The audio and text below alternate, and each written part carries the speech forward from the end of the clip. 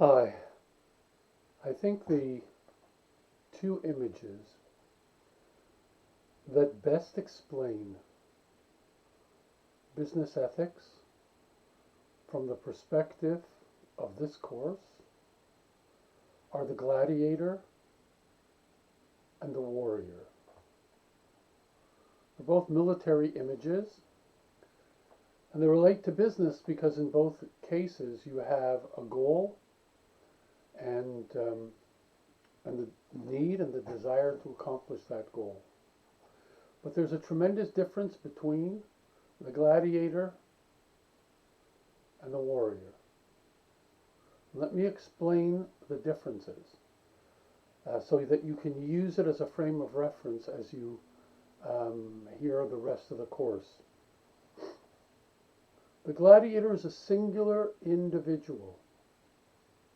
He operates on the basis of the last man standing wins the competition. For him, no strategy, no device, no weapon is not valuable in the accomplishment of that goal.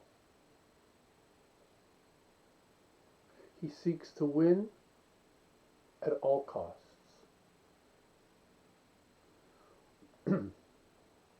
I'm sure if you think about business biographies that you may have read or heard about, a lot of people will fit that image. People such as Bill Gates, people such as Steve Jobs, people such as Mr. Watson of IBM, they all would be the gladiators of our past history. The other image is that of the warrior. The singular difference between the image of the warrior and the gladiator is that the warrior is part of a larger group. He is not alone. He does not go into battle alone, and he does not emerge alone. As a part of a team, he expects to bring his team out if he's the leader, and he expects to be brought out if he's just a member of the team. But the singular difference between the gladiator and the warrior is the fact that the warrior functions in a group and the gladiator functions as an individual. Now, in the business world, where we are trying to apply this concept of partnership, of stakeholders, it would be very interesting to define which one of these iconic characters can best represent the strategy that will be most successful. So let's understand a few fundamental facts. First of all, from the realm of consumers, no customer buys anything if there is no pleasure in it for the customer. So, for example, if you weren't expecting a child, you would never go out and buy baby clothes or baby furniture. There's absolutely no interest in you for that product. Now, when I talk about the pleasure that's in a product, I exactly mean that word. If we were utilitarian in our purchases, in other words, we bought the product because of its features and its benefits, its structural advantages, then everybody would be wearing the same underwear, the same pants, the same shirts. You'd never have branding as even an idea. But the fact that we have branding and all different kinds of shoes and socks and underwear and pants tells you that there is something more to the purchase than the pure utilitarian function of the product. And that unique difference is what we call pleasure. So when I put on a Nike shirt, there is something about wearing the shirt that gives me pleasure, and I'm willing to pay for that pleasure that's greater than the same pleasure that I would get with exactly the same shirt minus the logo. Sometimes the pleasure is that it defines me in a certain social structure.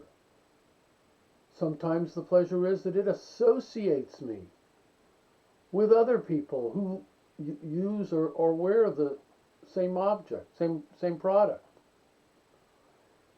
Sometimes the pleasure is as simple as a location.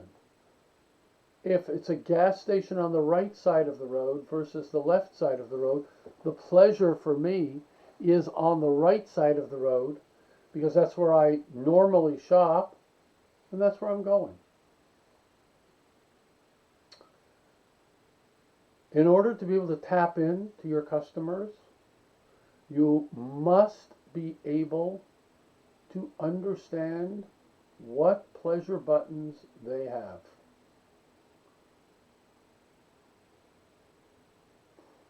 There is a company called Stu Leonard's Dairy. They're in Norwalk, Connecticut. They have approximately 800 items in their store, which is equivalent product-wise. Not even the equivalent. It's less than the average Quickie Mart would have here, or the average 7-Eleven in the States. On average, the Quickie Marts that we have here do approximately $500,000 a year.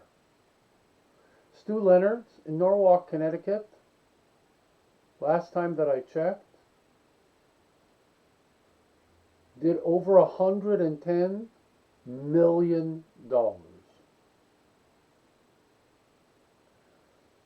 How do you do 500,000 in the average Quickie Mart? And this guy with 800 items in his dairy does 110 million. He has understood the pleasure principle better than any other retailer in America. And it's not that he sells exclusive product. He sells milk. You can buy milk anywhere. Fruits and vegetables, you can buy them anywhere. But he understands, and he will tell you, that nobody walks into Stu Leonard's Dairy trying to figure out what they can do for him.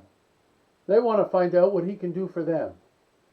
And therefore he thinks and builds his corporate strategy around and through the eyes of his customer. That's the pleasure principle. That's the idea of being sensitive to what your customer wants. So just one example from Stu Leonard's Dairy is that he runs a monthly focus group where his customers come to tell him what they don't like about the store. Because whatever they like, he figures that he's doing that correctly. So one of the older women there say to him, "Well, the truth is I don't like your fish." He says, "Whoa, and the guy who buys the fish is standing in the room with him. He says, "What do you mean you don't like the fish? What's wrong with the fish?" He says, "They're not fresh." He says, "What do you mean they're not fresh? They come in every morning. We buy them direct from the fishermen. They're picked up at 3 a.m. By the time they get to Norwalk, it's 5 o'clock. They're packaged and they're out there." She says, "That's exactly it. They're packaged. Anything that's packaged is not fresh." He got it. He said, "Okay." They took $25,000 and they built a fish bar. You know, you have an aquarium on the bottom, you've got ice on the top, the fish are swimming below, the dead fish are on top sitting on the ice. He says he doubled his fish sales. He went from 15,000 pounds a week, which is immense, to 30,000 pounds a week. Now, if you walk into the average food retailer in Canada, Toronto, and you ask them or you tell them this story, they'll tell you that they'll just, smile very nicely at the customer and just say, next. But that's the difference with Stu Leonard. That's the difference of a manager that is seeing their business through the eyes of their customer. That's the pleasure principle.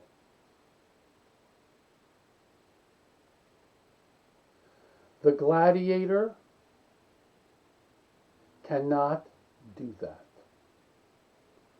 The gladiator is so focused on his own personal success and accomplishment that he cannot even consider those ideas. Think about that for a moment. In the pursuit of his own personal success, he has passed right over ideas that could increase his business. And in all of the collapses of the companies that we'll be talking about, Enron being, of course, the most famous, but there's many others, Mclone, WorldCom, all of the people who managed those businesses were gladiators. And since their singular focus was their success, everything else fell into second place. It's a critical difference. Critical difference. The gladiator cannot see a model in business management that allows him or her to manage the stakeholders as part of the strategy. In contrast, the warriors only think that way because they go in as a team. There's 10 of them, or 20 of them, or 5. Each one understands what the other person is going to do, where and how they're going to move through the objective, and where and how they're going to come out and come back to the recovery point. They work as a team. It's the same thing in business. The warriors engage marketing, accounting, production, logistics, whatever the components of their company are, and they then say, what do our customers want? What do our employees need? How do we satisfy our shareholders? And what opportunities are in front of us from the materials that we're using? And when they sit at their meetings, that's what they talk about. That's what they're trying to understand. And in all cases, they come up with immensely better products and solutions. And they will survive. The warrior mentality is the person, the group rather, that is managed for the benefit of the greater partnership. It's an advanced form of management. The gladiator is the military style, where one person gives orders and everybody just does what the sergeant or the lieutenant tells them to do. Warriors are evolved gladiators. Maybe that's the best way to explain it. So that's a concept that I would like you to keep in mind. The pleasure principle for employees, for customers, for shareholders, for the environment, the resources that you have.